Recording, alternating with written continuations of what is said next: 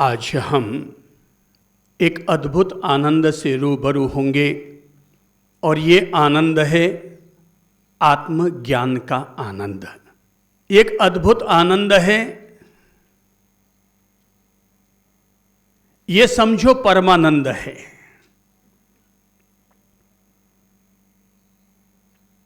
ये वो आनंद है जो इंसान को सभी प्रकार के तनावों से मुक्त करता है। ये वो आनंद है जो हर किसी व्यक्ति को सभी प्रकार के अवसादों से बाहर निकालता है। जैसे जल में रहने वाला कोई बीज कमल बनकर के खिलता है, वैसे ही आत्मज्ञान के पथ पर चलने वाला व्यक्ति हमेशा खिला खिला रहता है। जब मैं आत्मज्ञान की बात करूंगा तो कोई ये ना समझे कि मैं आप लोगों को गुफाओं की ओर लेकर चल रहा हूं। मेरा मानना है कि अगर आत्मज्ञान की दशा हमारे साथ है तो व्यक्ति घर में रहते हुए भी तपोवन का जीवन जी लेता है। तो ये वो आनंद है जो इंसान को भीतर के राग द्वेष से बाहर निकालता है। ये वो आनंद है जो इंसान को मुक्ति का पथिक बनाता है। ये वो आनंद है जो इंसान को कमल के फूल की तरह खिलाता है। और इस आनंद का नाम है आत्मज्ञान का आनंद। सामान्य तौर पर ज्ञान के 4 स्तर में कहूंगा। पहला स्तर है सामान्य ज्ञान, दूसरा स्तर है प्रगति मूलक ज्ञान, तीसरा स्तर है आत्मज्ञान और चौथा स्तर है दिव्य ज्ञान या ब्रह्म ज्ञान।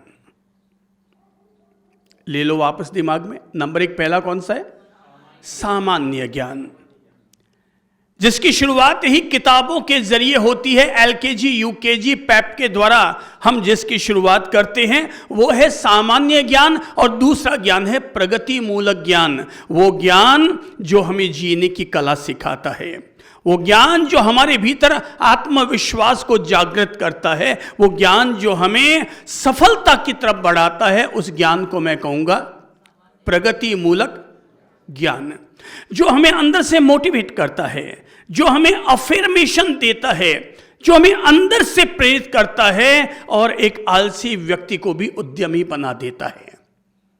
तो जो ज्ञान अनाड़ी को भी खिलाड़ी बना दे, पप्पू को भी प्रज्ञाशील बना दे, वो ज्ञान है प्रगति मूलक ज्ञान। और तीसरा ज्ञान है और वो है आत्मज्ञान। आत्मज्ञान अर्थात स्वयं को जानना, स्व के तत्व को, स्व को पहचानना, इस आनंद का नाम है आत्मज्ञान। और चौथा ज्ञान है दिव्य ज्ञान, ब्रह्म ज्ञान। ये विरले लोगों को उपलब्ध होता है, पर प्रयत्नशील अगर हर कोई व्यक्ति रहेगा तो हर कोई व्यक्ति इस ज्ञान का मालिक बन सकता है।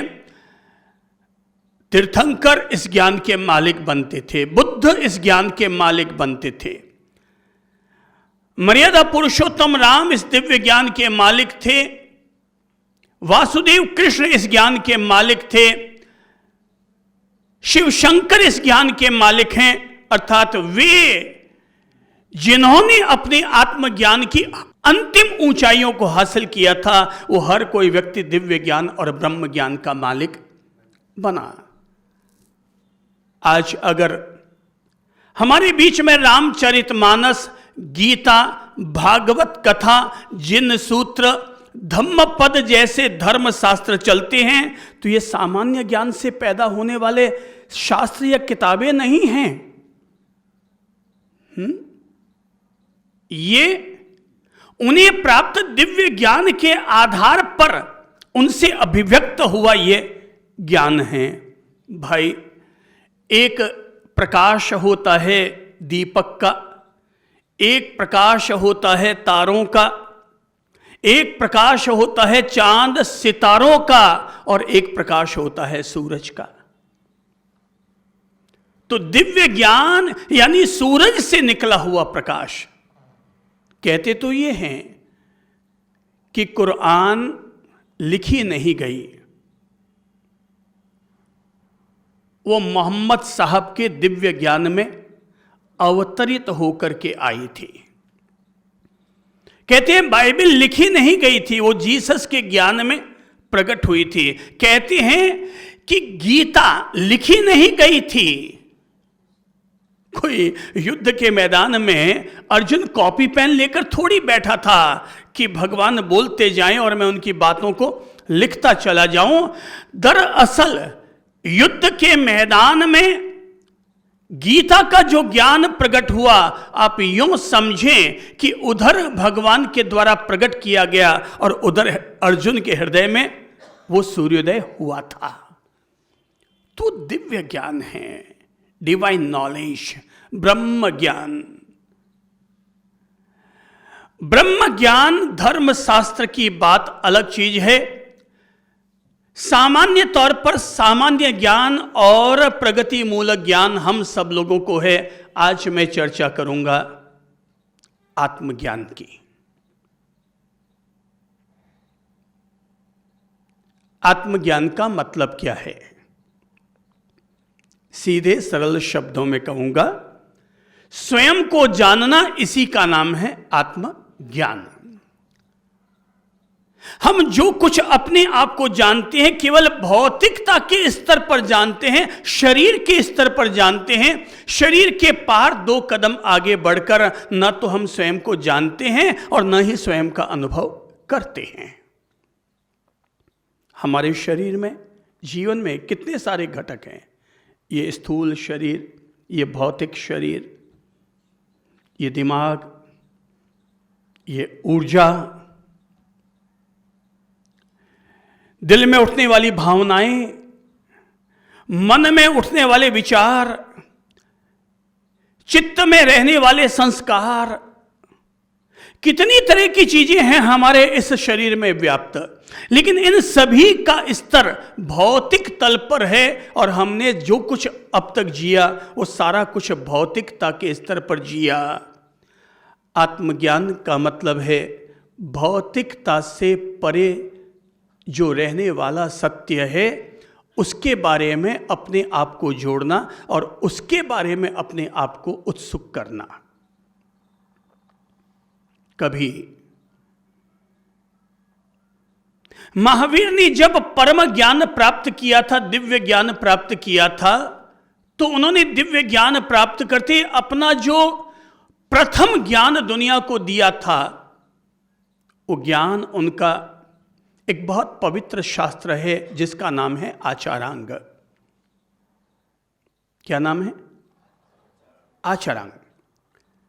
उस शास्त्र का प्रथम अध्याय उन्होंने यहीं से शुरू किया है कि अहम आसी, अर्थात मैं कौन था व्यक्ति नहीं जानता। अध्यात्म की शुरुआत ही यहां से होती है, मैं कौन हूं। तो मैं कौन हूं, इस जिज्ञासा के साथ ही अध्यात्म की शुरुआत होती है। और जब तक ये जिज्ञासा हमारे अंतस्तल में नहीं उतरती है तब तक अध्यात्म केवल बात बात बात बनकर रह जाता है, वो हमारे जीवन का हिस्सा नहीं बन पाता। और अध्यात्म का जन्म ही तब होता है जब हमारे भीतर पहली जिज्ञासा होती है और वो है मैं कौन हूं। चलो हम अपने आप से ये प्रश्न पूछते हैं, मैं कौन हूं? अब जरा अपने आप से पूछ करके देखो तो पता चलेगा कि मैं कौन हूं। तब जैसे मैं पूछूंगा अपने आप से मैं कौन हूं, अब पूछते ही अंदर से जवाब क्या आ रहा है? वो सामने अगर ये बैठे हैं तो इनके मन में जवाब आ रहा है मैं दिनेश साबू हूं। अंदर से क्या नाम उभर कर आएगा? भाई मैं पूछा मैंने अपने आप से मैं कौन हूं, तो नाम क्या उभर कर आ रहा है? अब जिस व्यक्ति का जो नाम है वो नाम उभर कर आ रहा है दिनेश साबू। अब प्रश्न उठ रहा है, आप दिनेश साबू हैं? दिनेश नाम तो पंडित के द्वारा दिया गया आरोपण है, ये तो पुकारने के लिए दिया गया नाम है। दिनेश नहीं हो, बोले साबू, साबू नहीं हो भाई। साबू तो जिस कुल में तुम पैदा हुए हो, इस शरीर ने जन्म लिया है, वहां का वंश था, वहां की गोत्र थी, इसलिए तुमने कह दिया मैं साबू। फिर आगे बढ़ते हैं, मैं कौन हूं। अब चूंकि आगे सबसे आगे दिनेश जी बैठे, इसलिए इनके नाम से ही सबको संबोधित कर रहा हूं, और सब अपने अपने नाम को अब जोड़ लीजिए और नाम को जोड़कर देखिए कि मैं वो क्या हूं। कई लोग गैले होते हैं अपने नाम को छपाने के लिए, अपने नाम को खुदवाने के लिए, अपने नाम को दिखाने के लिए दुनिया भर के तामझाम करते हैं। पहला सत्य अगर ये समझ में आ जाए कि नाम केवल पुकारने और संबोधन देने के लिए है, जिस दिन ये भाव बन जाएंगे, नाम को पत्थर पर खुदवाने की इच्छा खत्म हो जाएगी, तृष्णा ही मिट जाएगी। कोई पूछे भाई आपका नाम क्या, बोले घर में ये बोलते हैं, स्कूल में ये है, आपको जो अच्छा लगे वो बोल दो। इसलिए छोटे बच्चे के जो जो हम बड़े होते हैं त्यों त्यों नाम के साथ हमारी आसक्ति जुड़ती जाती है और हम एक नाम से चिपक कर जाते हैं। पर छोटे बच्चे के पता है कितने नाम होते हैं? अब चलिए बेटा खड़े हो, तो आपका क्या नाम है? लोकेश। अच्छा, अब घर में कुछ लोग आपको बोलते होंगे, ओ लोकू, ओ छोटू, ओ बबलू, अरे गुड्डा, अरे बिट्टू। अब 50 तरह से उसे संबोधित किया जा रहा है, वो हर नाम से, जिस नाम से पुकारो वो चला आता है, पर हमने अपने आप को किसी एक नाम से चिपका लिया है। ये जो नाम के साथ खुद की भावनाओं को जोड़ लेना, इसी का नाम आसक्ति है, इसी का नाम राग है। ऐसा मत समझना कि पत्नी से जो राग है वही मोह है। नाम से भी अगर राग है तो वो भी हमारे लिए मोह है। तो ये हमने अपने आप को नाम से चिपकाया। अब आगे बढ़ते हैं, तब देखते हैं। अब सोचता हूं मैं कौन हूं, तो मुझे लगता है हाँ मैं ये हूं, ये मेरा शरीर, ये मैं हूं। अब जरा इस शरीर पर गौर करके देखो तो पता चलेगा ये शरीर क्या मैं हूं। सोचो, सोच कर सोचो कि क्या ये शरीर मैं हूं। ये शरीर एक दिन जन्मा था और एक दिन मरेगा, और जिस दिन ये शरीर, पार्थिव शरीर छूटेगा, और शमशान में हमने दूसरों की लाशों को तो देखा है। अरे भाई, खुद की लाश को नहीं देखा, पर दूसरों की लाशों को तो देखा है। और जब देखा है तो देखकर समझ ही गए होंगे कि इस शरीर में और इस जीवन में क्या फर्क है। सब कुछ वही होता है। अगर किसी ने नहीं देखा तो चले जाइएगा शमशान में और किसी शव पर 10 मिनट तक मेडिटेशन कीजिएगा, तो पता चल जाएगा जो ढांचा, जो खाका उसका है, वही ढांचा और खाका मेरे इस जीवन का भी बना हुआ है। और तब पता चल जाएगा हार्ट वही है, माथा वही है, पेट वही है, लीवर वही है, हाथ पांव टांगे सब कुछ वही हैं, इंद्रियां वही हैं, मगर फिर भी कोई एक चीज नहीं है जिसके कारण शरीर जलाया जा रहा है। जब तक वो तत्व है तब तक ये शरीर 100 साल तक चलता है, और जिस दिन वो तत्व निकल जाता है उसके बाद 24 घंटा भी नहीं रह पाता है। किसी ने देखा होगा ना, 24 घंटा पुरानी लाश को देखा होगा ना, कोई है जिसने देखा है? हाँ, अब बताइए उसमें कैसी खुशबू आ रही थी? हैं? तो क्या आती है? हाँ, वो कहते खुशबू नहीं आती है, बदबू आती है। हमें ये समझना पड़ेगा कि जो शरीर हमने धारण किया हुआ है, वो शरीर संचालित अगर है, गतिशील अगर है, तो किसी एक तत्व के कारण है। अब मुझे अंदर की तरफ उतरना पड़ेगा उसको जानने के लिए कि मैं कौन हूं। मैंने अभी कुछ दिन पहले ही शरीर के एक एक भाग को, उसके एक एक अवयव को अलग होते हुए, मृत शरीर था तो उसके एक एक भाग को डॉक्टर्स लोग दिखा रहे थे। ये है दिमाग, तो पूरा ब्रेन निकाल कर दिखाया गया। तो जैसे बच्चे गेम खेलते हैं ना यूं यूं, तो वैसे वो हमारा माथा लचीला ऊपर से यूं उछल कूद कर रहा है, लोथड़ा। हार्ट तो टुकड़ा दिखाया गया, ये है हार्ट का टुकड़ा। अंदर से लीवर निकाल करके दिखाया गया मृत शरीर का, ये है इस भाग का ये लीवर। ओ सोच सोच कर सोचने लगा, भाई जीवित में और मृत में शरीर तो सारा वो का वो ही है, पर फिर भी सब सारी मशीनरी ने काम करना बंद कर दिया। कोई एक था जिसने इन सबको संचालित कर रखा था, आज वो निकल गया, शरीर मृत हो गया। शरीर का तो जन्म भी है और मरण भी है। आत्मज्ञान इस तरफ उठने का कदम है कि मैं जन्म से पहले कौन था और मृत्यु के बाद कौन हूं। तो आत्मज्ञान की दिशा में हमें ज्ञान दिया गया था, व्यक्ति नहीं जानता वो कौन है।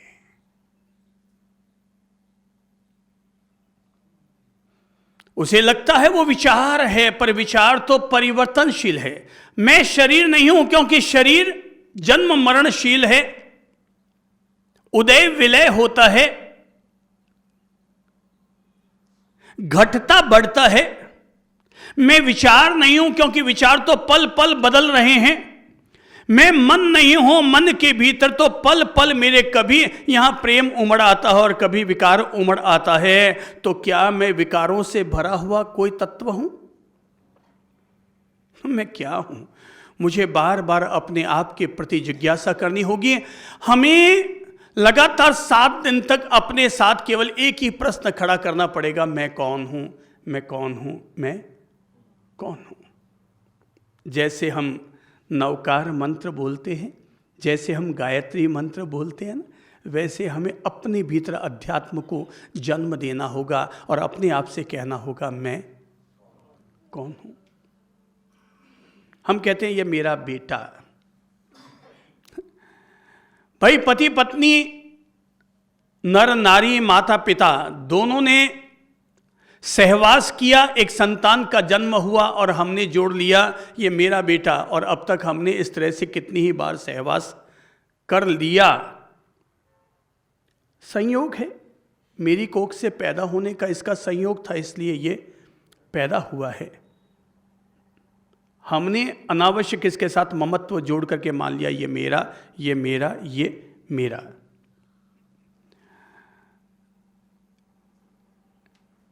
ये वो है जो मेरी कोख से पैदा हुआ है, ये वो है जो हमारे साथ रहता है, हम वो हैं जो इन लोगों के साथ रहते हैं।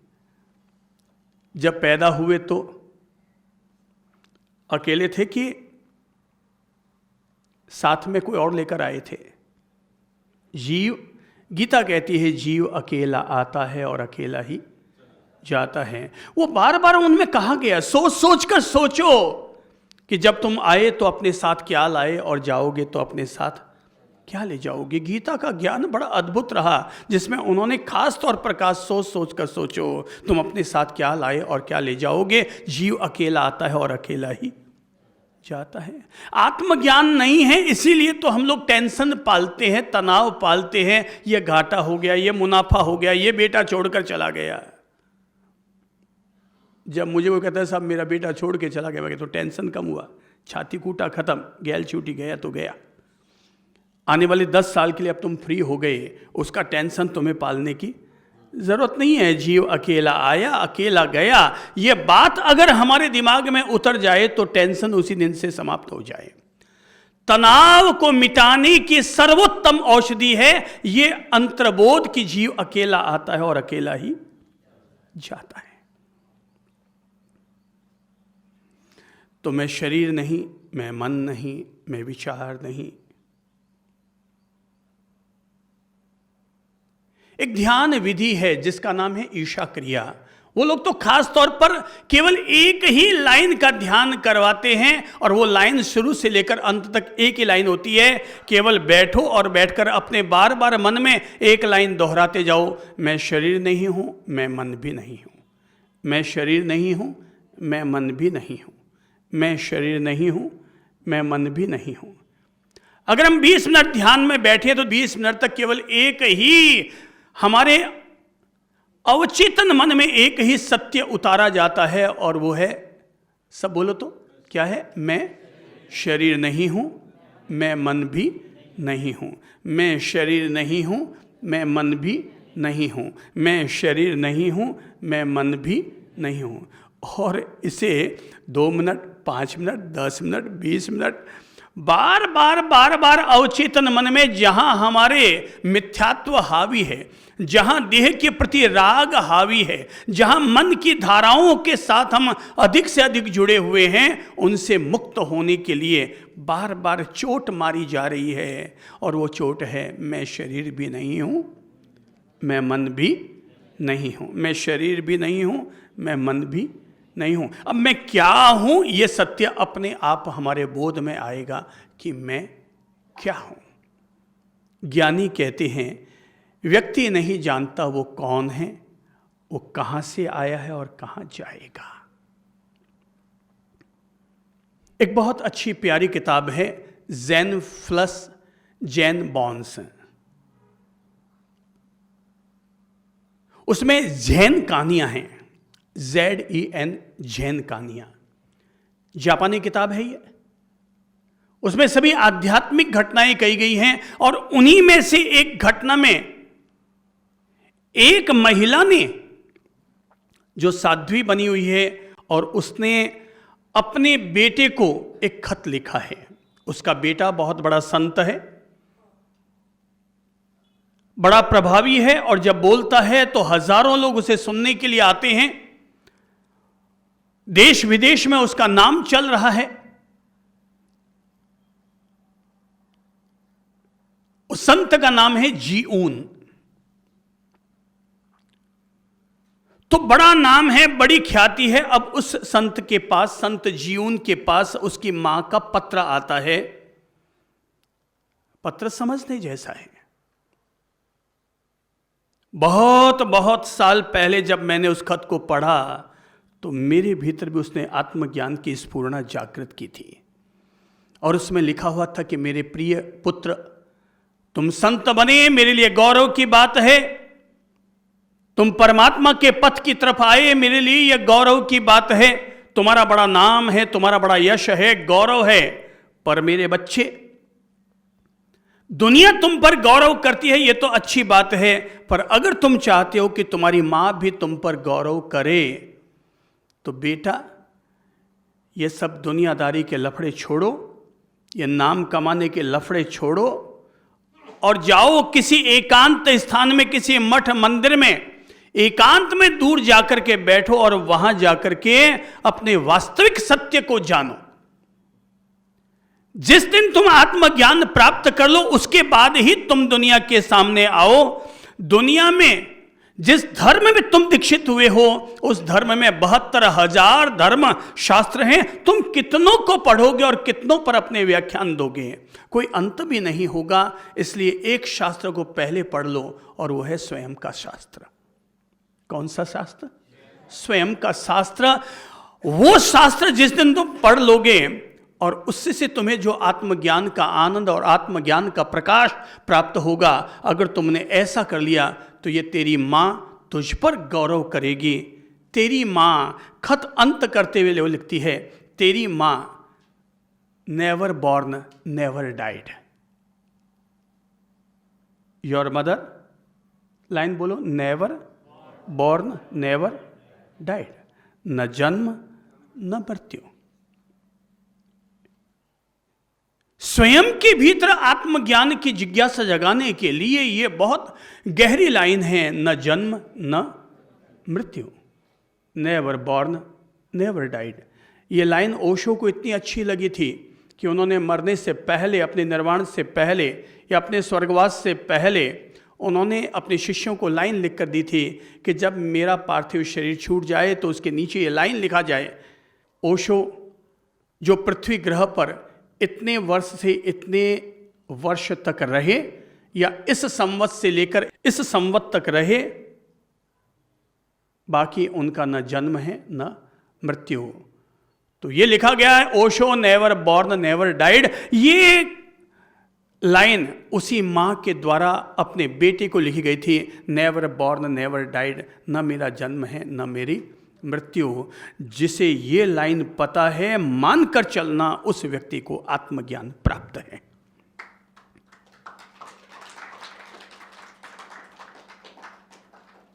अतीत में कभी जब मैंने अष्टावक्र गीता पर अपने प्रवचन दिए थे और जब उस किताब का शीर्षक रखने की बात आई, हेडिंग रखने की बात आई, तो मैंने उसका यही शीर्षक लिखवाया था, न जन्म न मृत्यु,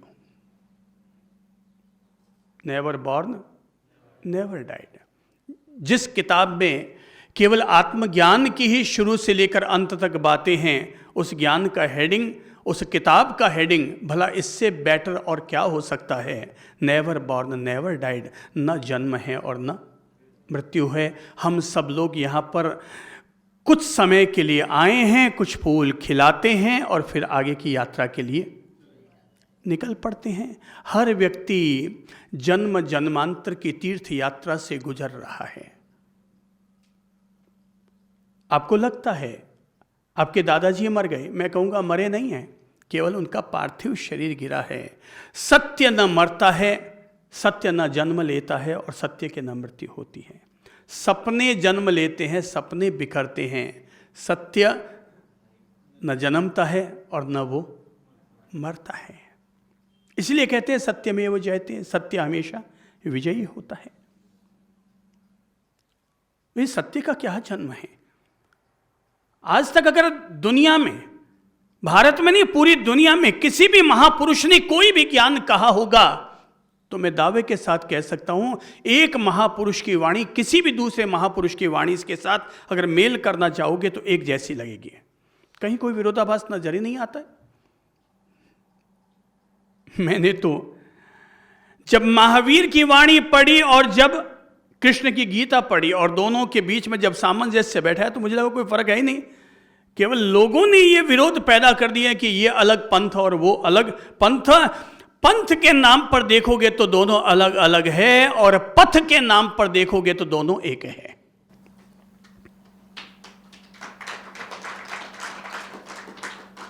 मेरा पथ पथ है, मैं पथ पर चलता हूं, पंथ पर नहीं चलता। पथ मेरा कल्याण करेगा, पंथ मेरा कल्याण नहीं करेगा। पथ आदमी को पार लगाता है, पंथ तो उल्टा बांधता है। पंथों ने बांधा है, जातियों ने बांधा है, इंसानों को तोड़ा है।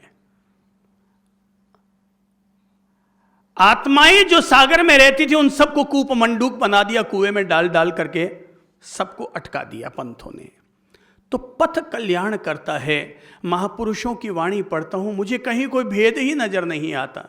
दिव्य वाणी, दिव्य ज्ञान एक होता है, सत्य एक होता है। आज अगर चंद्र प्रभु कुछ बोलता है तो सिद्धांत नहीं बोल सकता, वो दृष्टांत तो बोल सकता है। मैं परिवर्तन, सत्य में परिवर्तन नहीं कर सकता, मैं सिद्धांत में परिवर्तन नहीं कर सकता, मैं केवल दृष्टांत में परिवर्तन कर सकता हूं। सिद्धांत शाश्वत होते हैं, दृष्टांत बदलते रहते हैं।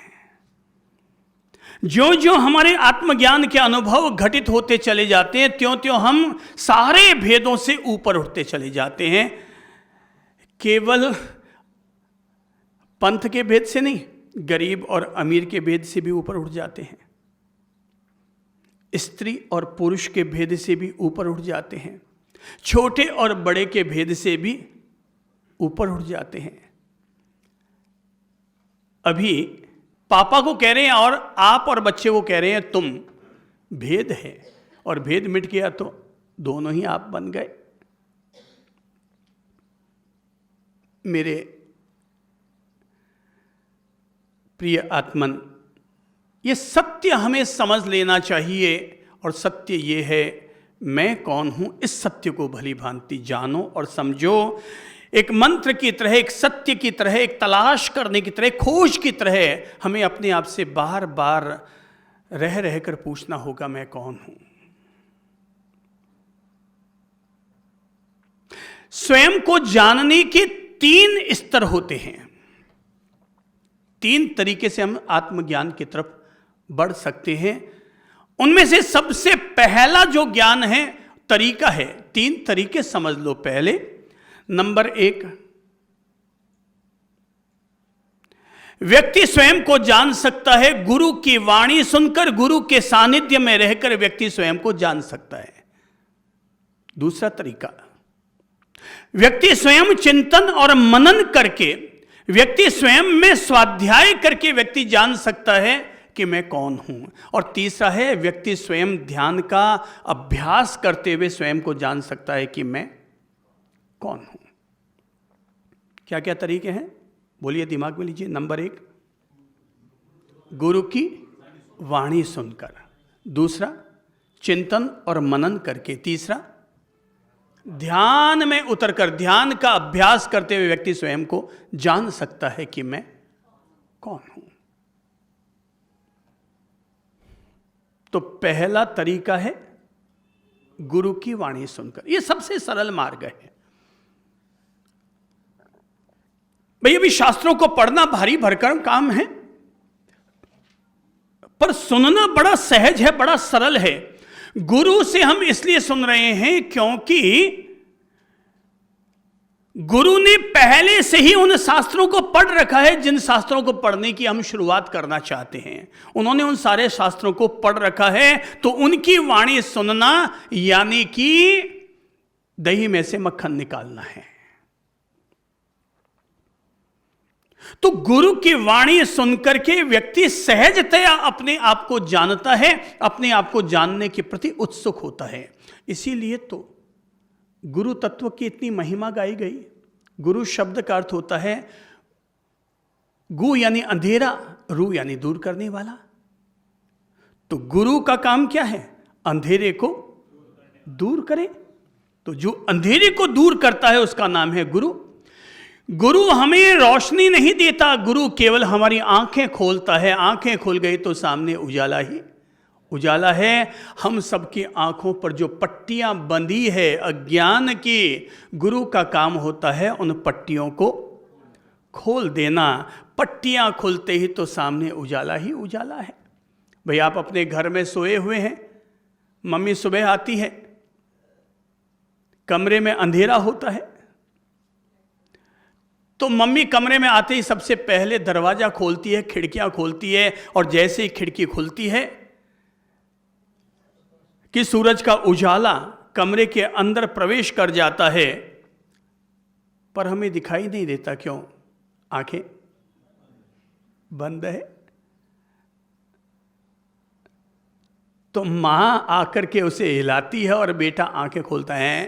अरे इतनी देर हो गई, अरे मम्मी 8 बज गई, मम्मी ये वो सब। अर्थात मम्मी ने क्या किया? आंखें खुलवाने का काम कर दिया, जगाने का काम कर दिया। गुरु हमारे लिए वही जगाने का काम करता है। तो गुरु का तो काम ही होता है जगाओ। शिक्षक में और सदगुरु में फर्क होता है। शिक्षक सिखाता तो है पर वापस में कुछ लेना भी जानता है, और सदगुरु केवल सिखाता है और देना ही देना जानता है। वापस अगर ले लिया तो फिर वो गुरु नहीं हुआ, फिर वो शिक्षक हो गया। तो गुरु की वाणी सुनो। सत्संग का इसीलिए महत्व है कि जाओ और सत्संग सुनो। तो जो काम टीचर नहीं कर सकते, जो काम प्रोफेसर नहीं कर सकते, जो काम एक विद्वान नहीं कर सकते, जो काम माता पिता नहीं कर सकते, वो काम सत्संग कर जाता है। जरा सोचो कि जो आदमी डाकू बना हुआ पाप पर पाप करता चला जा रहा था, रोज ही लोगों को लूटता था, रोज ही हत्याएं करने का काम करता था, पर डगर पर आ गए थे एक गुरु, और उस डाकू ने कहा महाराज जो भी तेरे पास माल है निकालो। बोले भाई संत के पास क्या माल होगा? संत के पास तो उसका आत्मज्ञान है, वो चाहे तो ले लो। बोले महाराज ये सब दुकानदारी नहीं चलेगी, जो माल अंदर है वो निकाल दो। बोले ये उतारा वस्त्र, मेरे पास तो मेरा ज्ञान है, वो चाहिए तो ले लो। तो बोले महाराज ज्ञान ही दो। अब क्या ज्ञान देंगे? बोले मैं तुझे ज्ञान ये दूंगा कि जो तुम पाप करते चले जा रहे हो, जब इस पाप का उदय आएगा तो सोच सोच कर सोचो कि जब इस पाप का उदय आएगा तो उस पाप का दंड भोगेगा कौन? बोले महाराज भोगेगा कौन क्या? जितने लोगों के लिए मैं पाप कर रहा हूं वो सभी तो भोगेंगे, मेरी पत्नी है, मेरे बच्चे हैं, मेरे माँ बाप हैं। बोले पाप का दंड वो भोगेंगे? बोले बिल्कुल भोगेंगे। तो बोले पूछ लो। अब गुरु ने ज्ञान दिया कि पूछ लो, और वो पूछने के लिए गया, और जब पूछने के लिए गया तो पत्नी से पूछा, माँ बाप से पूछा। बोले भाई मैं ये जो डाकागिरी कर रहा हूँ, चोरी कर रहा हूँ, लोगों की हत्याएं कर रहा हूँ, मुझे इससे पाप होगा? बोले भाई पाप का काम तो है ही है ये। माँ बाप ने कहा बेटा ये पाप का काम तो ही है, इसको हम धर्म कैसे करेंगे? ये निश्चित तौर पर पाप का काम है। बोले एक बात बताओ कि जब इस पाप का फल भी उदय आएगा? बोले बिल्कुल आएगा। बोले जब फल उदय में आएगा तो कौन भोगेगा? बोले जो करता है वही भोगेगा। कर्म तो कर्ता का अनुगमन करता है ना। बोले क्यों पापा, मैं आपके लिए पाप करके लाता हूं, क्या आप नहीं भोगेंगे? बेटा हम सब लोग तो सुख में तो तुम्हारे सहभागी बन जाएंगे, पर जब दुख उदय आएगा तो जीव को अकेले ही भोगना पड़ता है। सुख में तो हम सब क्या होंगे? सहभागी होंगे। आपका बेटा, आपकी पत्नी, आपके पति, आपके मित्र किस में सहभागी हैं? सुख में। आपके पास जब तक मालदार पार्टी है ना, वो झूमर प्रभु के पास जब तक माल है ना, तो 100 दोस्त हैं, और किसी कारणवश खुदा न खास्ता पार्टी हिल गई तो पता चल जाएगा कितने हमारे दोस्त हैं। क्यों? तो यहां लोग दोस्त भी तभी तक हैं जब तक सुख का हमारा साथ दे रहा है। सब सुख के साथी हैं। माँ बाप नट गए भाई, हम दुख में सहयोग नहीं कर सकते। पत्नी से पूछा, वो तो साफ ही नट गई, मैं तेरे पास सुख भोगने के लिए आया हूं कि दुख भोगने के लिए आया हूं? ये तो तू कल्पना भी मत करना कि जिस समय तू दुखी हो जाएगा उस समय मैं तेरे साथ रहूंगी। वो सती सावित्रियां कोई सी होती है जो पति मर जाए तो भी यमराज से लड़ करके और प्राण वापस लेकर के आ जाए, बाकी तो सब यहां पर सुख के साथी हैं। वो गीत कहते हैं ना, सुख के सब साथी दुख में ना कोई है। तो बोले बच्चों से भी पूछा, बीवी से पूछा, 2-4 मित्रों को भी, अब फोन तो नहीं थे पर जो भी तरीके थे पूछ लिए होंगे, मगर सब नट गए। तो बोले कि यार कोई मेरा दुख में साथ देने वाला नहीं है, तो फिर मैं इन सब लोगों के लिए पाप करता ही क्यों? वो वापस चला आया और आकर के महाराज जी से कहा, महाराज जी जीवन का ज्ञान हो गया। बोले क्या हुआ? बोले जीवन का ज्ञान हो गया। बोले क्या ज्ञान हुआ? कि यहाँ कोई भी हमारा साथ देने के लिए तैयार नहीं है, सब सुख के साथी हैं, दुख में साथी कोई नहीं है महाराज। आज मुझे ये ज्ञान हो गया। बोले बेटा इसी को ही आत्मज्ञान कहते हैं, इसी को ही आत्मज्ञान कहते हैं। आज तुझे ये जो ज्ञान हुआ है कि यहां कोई साथ नहीं देता, हर व्यक्ति को अपना ही कर्म का अनुगमन करना पड़ता है, कर्म कर्ता का अनुगमन करना पड़ता है। आज ये जो तुझे सत्य का बोध हुआ है, इसी का नाम है आत्मज्ञान। और तब वो डाकू नहीं रहता, तब वो डाकू अपना जीवन बदलता है और महर्षि वाल्मीकि बन जाता है। ये करता है गुरु। भाई गुरु क्या करता है? ये करता है गुरु इंसान को उसका आत्मज्ञान देता है, और जिसके पास जाने से, जिसके पास रहने से हमें हमारे जीवन का वास्तविक ज्ञान प्राप्त होता है, वही हमारा गुरु।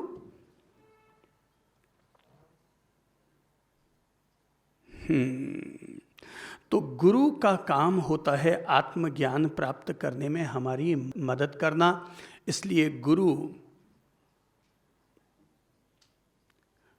गुरु चूंकि हमारे भीतर का विष दूर करता है, इसलिए वो विष्णु होता है।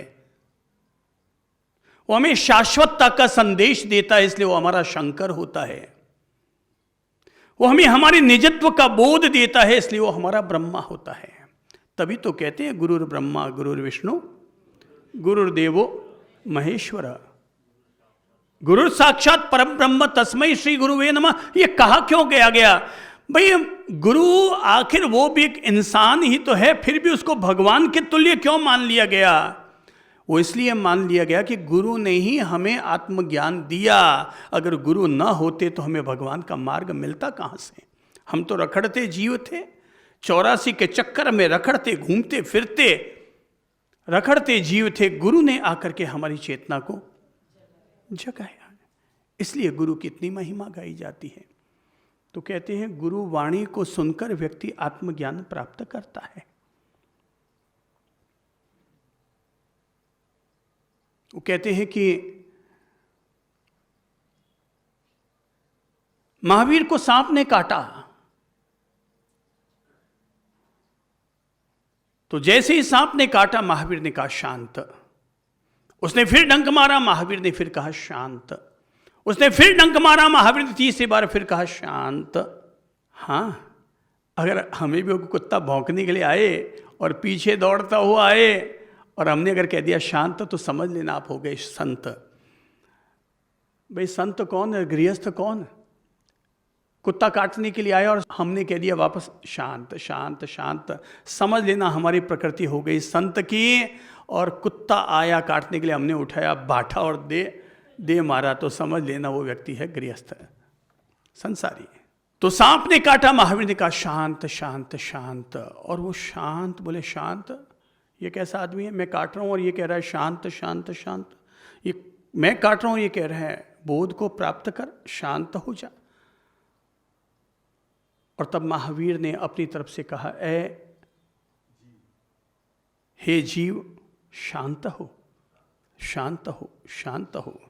भाई जब कोई दिव्य महापुरुष होते हैं ना, उनकी वाणी से एक शब्द दो शब्द भी निकलते हैं तो सीधा अंतरात्मा में परिवर्तन लाते हैं। उसके भीतर ये परिवर्तन आया कि वो शांत भी हुआ, मौन हुआ, महावीर को एकटक देखने लगा। महावीर ने अपने हाथ से आशीर्वाद दिया, दिव्य दृष्टि उसकी आंखों में उतरी और तब उसने अपना पूर्व भाव देखा। किसने? उस सांप ने। और पूर्व भाव उसने देखा कि वो पूर्व भाव में पूर्व जन्म में कोई मुनि था, कोई संत था। शिष्य ने कहा था कि गुरुदेव आज दिन में आपके पांव के नीचे एक मेंढक का बच्चा आकर के मर गया था, आप शाम को अपना प्रतिक्रमण अपनी आराधना करने के लिए बैठ रहे तो उसका प्रायश्चित कर लो, उसके लिए मिच्छाम क्रम दे दो, उसके लिए क्षमा प्रार्थना कर लो। गुरु ने कहा मेरे पांव से कोई नहीं मरा है। बोले गुरुदेव मैंने अपनी आंखों से, अबे मैंने कहा ना कोई नहीं मरा। अरे गुरुदेव मैंने अपनी आंखों से देखा है, आज आपको दोष लगाए। गुरु ने 3 बार अपने शिष्य के मुंह से ये संबोधन सुना कि गुरुदेव मैंने अपनी आंखों से देखा है। और तब गुरु को आया गुस्सा। सावधान, गुरु भी अगर गुस्सा करेगा तो क्या होगा? हैं? गुरु भी अगर गुस्सा करेगा तो क्या होगा? परिणाम समझना। और परिणाम तब यह आया, गुरु को आया गुस्सा, उठाया डंडा और लेकर दौड़ा शिष्य के सामने। अब भाई साहब जरा सोचो, शिष्य छोटा बच्चा था, भागा वहां से, भागा और पीछे गुरुजी दौड़े। जमाना तब का था जब लाइटें होती नहीं थी। गुरुजी खंबे से टकराए, ब्रेन हैमरेज हुआ और वहीं धड़ाम से गिर पड़े। और एक गुरु अपने गुस्से के कारण मर करके सांप बने। वही सांप जिसने महावीर को काटा। और अब जब महावीर को काटा तो महावीर ने अब उसको दिया है आत्मज्ञान। और आत्मज्ञान ये दिया कि सोच कि तूने अतीत में इतना भयंकर गुस्सा किया, उसका दुष्परिणाम ये आया कि तुम मर कर के सांप बना। अब अगर तू अब भी इसी तरह से काटता रहेगा, फुफकारता रहेगा, तो अब सोच कि तुम्हारा उद्धार और कल्याण कैसे होगा। महावीर ने उसे जो प्रकाश दिया, उसी प्रकाश का नाम है आत्मज्ञान। डाकू अपनी ओर से काट छांट कर रहा था, सबको मार धाड़ करने का काम करता था और इतना मार धाड़ करता था कि पूरे राज्य में वो कुख्यात हो गया कि कोई भी उसके जंगल से अगर गुजर गया तो जिंदा नहीं बचेगा। और उसने प्रण कर रखा था कि वो 1008 लोगों के हाथ की अंगुलियां काटेगा और काट काट करके अपनी देवी मां को चढ़ाएगा। और उसी मार्ग पर बुद्ध चले आए। उस डाकू ने जैसे ही बुद्ध को देखा, चिल्लाए आए, महाराज तुम जो भी हो ठहर जाओ वरना तुम्हें काट दूंगा। बुद्ध ने कहा भाई मैं तो ठहरा हुआ हूं, अगर हो सकता है तो तू ठहर जा। बोले गजब की बात, मैं पहाड़ी पर बैठा हूं, उसको कह रहा है कि हो सकता है तो तू ठहर जा, और ये बेटा चल रहा है और अपने लिए कह रहा है कि मैं तो ठहरा हुआ हूं, हो सके तो तू ठहर जा। अब तो और डबल गुस्सा आ गया। इसका मतलब ये मुनि, ये भिक्षु, ये संत झूठ भी बोल रहा है, अब तो इसको दंड झूठ के लिए दूंगा। दौड़ता हुआ चला आया और आकर के पूछा, बोल बोल मैं कहाँ दौड़ रहा था, मैं कहाँ चल रहा था? चल तो तुम रहे थे और तुम मुझसे कह रहे थे कि तुम ठहर जाओ। बोले भाई तुम दौड़ रहे थे, तुम लगातार दौड़ते चले जा रहे हो। बोले मैं कहाँ दौड़ रहा हूं? बोले तुम हिंसा के रास्ते पर दौड़ रहे हो, तुम हत्या के रास्ते पर लगातार दौड़ रहे हो और तुम्हारी आत्मा लगातार पतित होती जा रही है, इसलिए मैंने कहा हो सके तो तुम रुक जाओ। ओह, तो मैं वास्तव में दौड़ रहा था, तो तुमने कहा कि तुम तो रुके हो। बोले मैं तो शांति के मार्ग पर रुका हुआ हूं भाई, मैं तो अहिंसा और करुणा के मार्ग पर रुका हुआ हूं, उस पर स्थिर हूं, मैं उससे विचलित नहीं होता। इसीलिए मैंने अपने आप के लिए कहा कि मैं तो ठहरा हुआ हूं, हो सके तो तू भी ठहर जा। अंतर मन में बुद्ध के शब्द वैसे ही उतर गए जैसे प्रकाश की किरण किसी अंधेरे को चीर करके उसको समाप्त करती है, और तब वो डाकू डाकू नहीं रहता, वो भिक्षु बन जाता है। बुद्ध ने क्या दिया उसे? आत्मज्ञान। ये गुरु की वाणी चमत्कार करती है और व्यक्ति का हृदय रूपांतरित करती है, व्यक्ति का हृदय परिवर्तित करती है। इसीलिए गुरुओं के सत्संग में हमें जरूर जाना चाहिए, क्योंकि सत्संग में हराम को भी राम बनाने की ताकत होती है।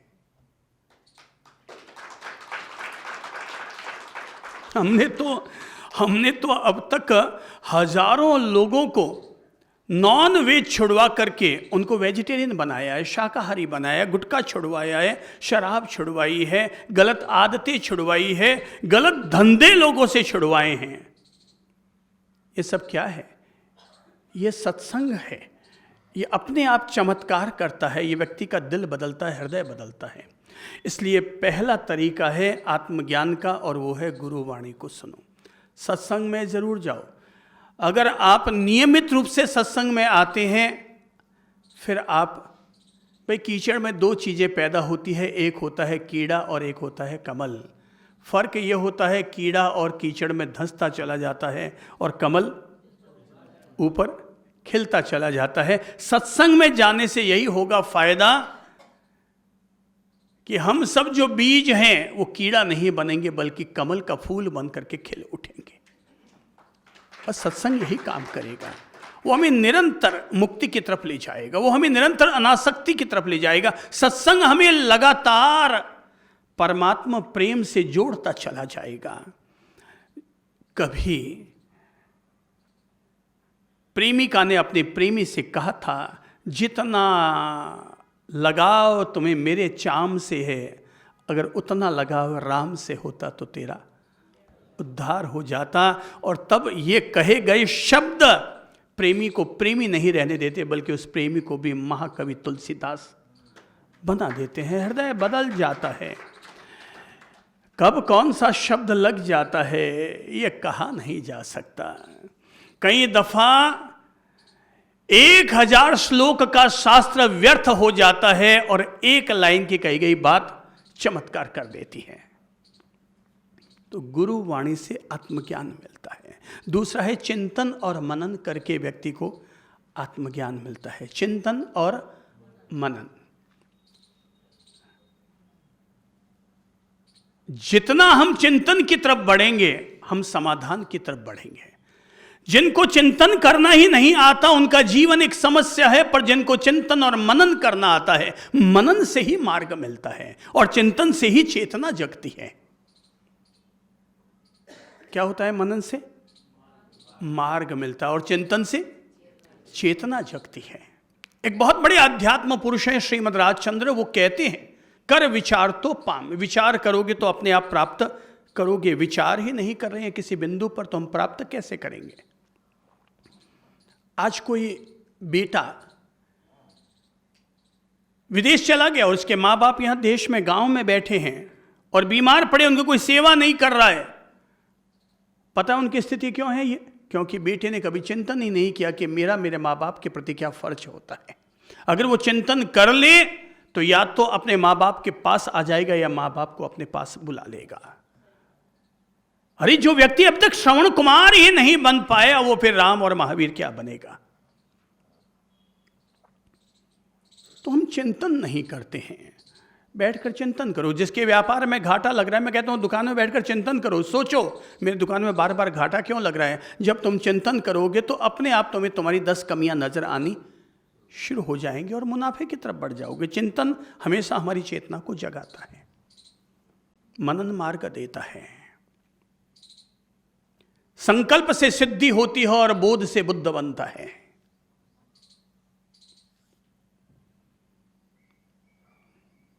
तो चिंतन करना होगा जैसे कि मैं कौन हूं, मैं कहां से आया हूं और मैं यहां से कहां जाऊंगा। हम लोग मुक्ति सूत्र का जब पारायण करते हैं अपने यहां तो बहुत आध्यात्मिक रचना है ये मुक्ति सूत्र, जिसके तहत अपन लोग गुनगुनाते हैं, चिंतन करें मैं कौन हूं, आया यहां किस लोक से, क्या है यथार्थ स्वरूप मेरा, जान निज आलोक से। मैं मेरे इस शरीर के छूटने से पहले उस सत्य को अवश्य प्राप्त करूंगा जो सत्य मेरे जीवन का आधार है। तो हमें अपने बारे में चिंतन तो करना ही चाहिए। जीव सोच तेरा भला किस में है, तो उलझा हुआ है। उलझने की एक उम्र थी। अपन लोग कॉलेज कितने साल तक गए हैं, स्कूल और कॉलेज? तो मतलब 15 साल तक गए, 16 साल तक गए, 20 साल तक गए। अब भी कॉलेज और स्कूल जाते हैं क्या? नहीं जाते। तो एक उम्र आने पर हमने कॉलेज छोड़ दिए। प्रभु जी आप तो सीए हैं, अभी भी कॉलेज जाते हैं पढ़ने के लिए? नहीं, एक उम्र थी, हम गए और फिर हमने उसको छोड़ दिया। मैं कहूँगा जैसे हम एक उम्र तक कॉलेज गए, स्कूल गए और फिर उसका दरवाज़ा बंद कर दिया, फिर हमने दूसरे जीवन में प्रवेश करते हुए गृहस्थ आश्रम में प्रवेश किया, गृहस्थी बसाई, बीवी बच्चे, ये एक संसार हमने रचा। मैं कहूँगा चिंतन करो तो आपको लगेगा एक उम्र अब वो आ गई है कि जब मुझे इसको भी छोड़ देना चाहिए। ये क्लास अब पूरी हो गई। ये जो गृहस्थी वाली क्लास थी ना, भाई कब तक इसी की पढ़ाई करते रहोगे? अब इस क्लास की पढ़ाई हमारी पूरी हो गई। पत्नी थी, भाई प्रकृति ने भोगने की लालसाएं पैदा की, हमने भोग भी लिया। पुरुष ने स्त्री को, स्त्री ने पुरुष को, कमा भी लिया। अब पूछूं अगर कि भाई साहब अब व्यापार करने क्यों जाते हैं? बस जाते हैं, कमा ला रहे हैं, जबकि घर में रखने के लिए पैसे नहीं है। कभी इसमें ब्याज में रख रहे हैं, कभी इंदिरा विकास पत्र ला रहे हैं, कभी बैंक में रख रहे हैं, कभी कुछ कर रहे हैं। रखने की जगह नहीं है मगर फिर भी जा रहे हैं। चिंतन करो और विचार करो, क्या मुझे अभी भी करने की ये सब ज़रूरत है? गवर्नमेंट खुद ही हमें 60 साल की उम्र में रिटायर कर देती है। फ्री हो गया भाई, अब तुम फ्री हो, बहुत हो गया। एक क्लास का चैप्टर ये पूरा करो। ये पूरा करोगे तो अगले चैप्टर की तरफ हम बढ़ेंगे, तब हम अपने आप आत्मज्ञान की तरफ बढ़ेंगे, आत्मकल्याण की तरफ बढ़ेंगे।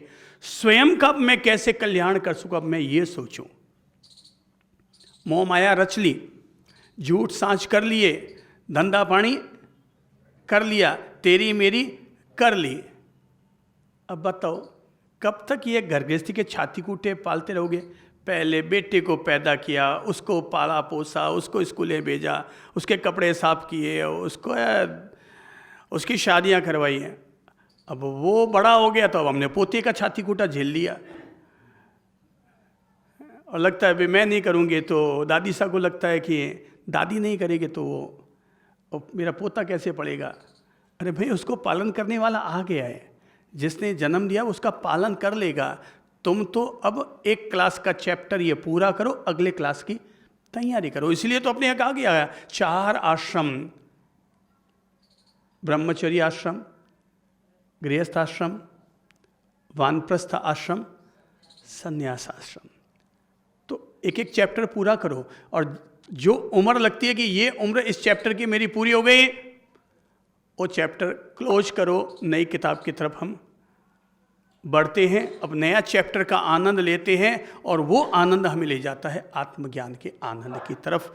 और तब हमें लगता है चिंतन करें, मनन करें, बार बार विचार करें, अब मुझे कौन सा रास्ता चुनना चाहिए। कहते हैं कि दशरथ जी को भी ये एहसास दिलाया गया था कि महाराज जब आपकी उम्र हो गई है, सिर पर आपके सफेद बाल उगने लगे, आईने में जाकर के देखकर आइए। अब सिर पर अगर 2 बाल भी सफेद उग आए तो समझ लेना अब हमें नए चैप्टर की शुरुआत करनी चाहिए।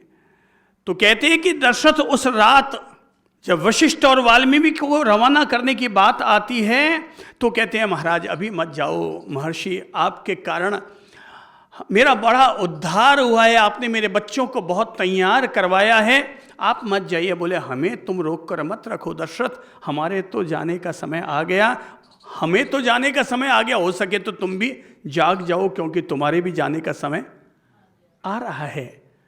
बोले मेरे जाने का समय आ रहा है? बोले देखो सिर पर बाल देखो, सफ़ेद बाल, पता चल जाएगा। और तब कहते हैं दशरथ जी जाते हैं एकांत गृह में, और वहाँ जाकर के आईने के सामने खड़े होते हैं, ध्यान से बाल देखते हैं, ओह हाँ यार सफ़ेद बाल आ गए, इसका मतलब भाई साहब आप खाना खाते हैं, चावल आ गया, इसका मतलब क्या है? अब खा लिया भाई, मिठाई खा ली, रोटी खा ली, पूड़ी खा ली, सब खा लिया, अब चावल आ गए, मतलब अब लास्ट वाली चीज़ें आनी शुरू हो गई है, अब तेरी जाने की वेला आनी शुरू हो गई है, जो करना है सो कर ले। और तब कहते हैं दशरथ ने उसी रात संकल्प लिया था कि मैं अपने पुत्र को, बड़े पुत्र को दायित्व सौंप करके और मैं वानप्रस्थी जीवन जीने के लिए समर्पित हो जाऊंगा। हालांकि होनी कुछ और थी, अनहोनी कुछ और थी, वो अलग बात है, पर उनके मन में ये भाव पैदा हो गए थे, ये अंतर प्रेरणा, ये चिंतन मनन जो भी व्यक्ति करेगा वो हर व्यक्ति पार लगेगा, चेतना जगेगी। चिंतन नहीं करोगे तो चेतना नहीं जगेगी। भाई उम्र हो गई, भाई उम्र कितनी? बोले कोई ज़माने में 100 साल की थी, आज तो 70 साल की, 80 साल की है, तो अब 80 साल की, और आपको किसी को लगता है मैं तो 65 में पहुंच गया, तो 65 में पहुंच गया तो अब आपको कितना जीना है और कितनी उम्र मानते हैं? कल का भी भरोसा नहीं है क्योंकि सारा माथा सफ़ेद बाल से भर गया है। अब कल का भी भरोसा नहीं है क्योंकि सारा माथा हमारा सफ़ेद बाल से भर गया है। भाई डाई करने से बालों को काला तो किया जा सकता है, पर आने वाली मौत को तो टाला नहीं जा सकता ना, वो तो दिन बीत गए। और तब दशरथ को प्रेरणा मिली थी, और उनको प्रेरणा ये मिली थी, रामायण कहती है कि केश पके तन प्राण थके, केश पके तन प्राण थके, अब राग अनुराग को भार उतारो। अच्छी लाइन है, सब बोलो। केश पके तन प्राण थके, अब राग अनुराग को भार उतारो, मोह महामद पान कियो, अब आत्म ज्ञान को अमृत ढारो। जीवन के अंतिम अध्याय में त्याग करो और दीक्षा धारो, पुत्र को सौंप के राज और पाठ करो, तप आपनो जन्म सुधारो। पुत्र को सौंप के राज और पाठ करो, तप आपनो जन्म सुधारो। जो करना था वो कर लिया, अब पुत्र को जवाबदारियां सौंपो और तुम तुम्हारे आत्म कल्याण के लिए लग जाओ। इसी का नाम है वानप्रस्थ, कि अब मैं अपने लिए जीऊंगा, अब मैं अपने लिए करूंगा। घर गृहस्थी की उलझनों में मैं नहीं कर पाया, बच्चों की मोहमाया में मैं नहीं कर पाया, रात दिन उन्हीं के लिए लगा रहा, उनके लिए कमाना, उनके लिए करना, सब में रात दिन उन्हीं के लिए लगा रहा। अब वो बड़े हो गए, भाई साहब हमसे तो वे पंछी कहीं ज़्यादा अच्छे हैं, बच्चे तो वो भी पैदा करते हैं, पर जैसे ही पंख लगने शुरू होते हैं, फू उड़ा देते हैं। अब बेटा तुम तुम्हारी जिंदगी जियो। पंछियों के पंख लग गए तो क्या हुआ?